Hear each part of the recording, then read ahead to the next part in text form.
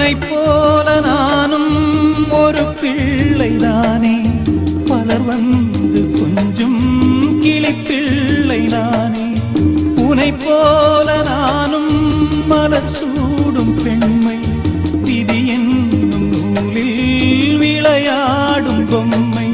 நான் செய்த பாவம்